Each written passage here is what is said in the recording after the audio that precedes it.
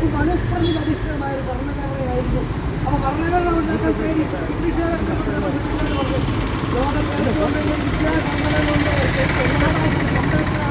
ലോകത്തെ ഏറ്റവും വിദ്യാസമ്പന്ന ബാബാസാഹേബ് അംബേദ്കർ ഈ സഫീഷ്യന്റാണ്, ഈ ഡോക്ടറാണ്, പര്യാപ്തമാണ്, അതോടൊപ്പം പോയി പറയാൻ പറഞ്ഞു. തിരിച്ചു വന്ന് അംബേദ്കറുടെ കാലം ഒരു ഭരണഘടന വേണമെന്ന് പറഞ്ഞു. ആർക്ക്? ഇന്ത്യയിലെ സമ്പന്ന സവർണ വർഗത്തിനല്ല അംബേദ്കർ ഭരണഘടന എഴുതിയത്.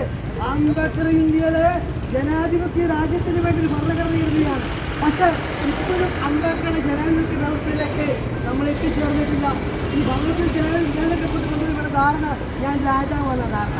രാജാവ് എന്ന് പറയുന്നത് ഏകാധിപതിയാണ്, സ്വേച്ഛാധിപതിയാണ്. അവിടെ പാർലമെന്ററിസം ഇല്ല, ജനാധിപത്യം ഇല്ല. ആ ഒരു ഏകാധിപത്യ പ്രവണതയിൽ നിന്നും ഇവരിങ്ങനെ പുറകോട്ട് പോകാൻ കഴിഞ്ഞിട്ടില്ല. നാം മനസ്സിലാക്കേണ്ടത് ജനാധിപത്യം കാര്യം കൊണ്ടിട്ടില്ല.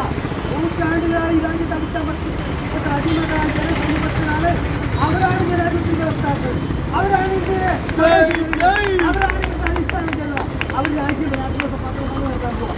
ഇന്ത്യ അലസൽ ഭരിക്കും പ്രഖ്യാപനമാണ്. ഇപ്പം 115 എംപിമാർ ഇന്ന് ഇന്ത്യയിൽ പട്ടികജാതിപ്പെട്ടവരുണ്ട്.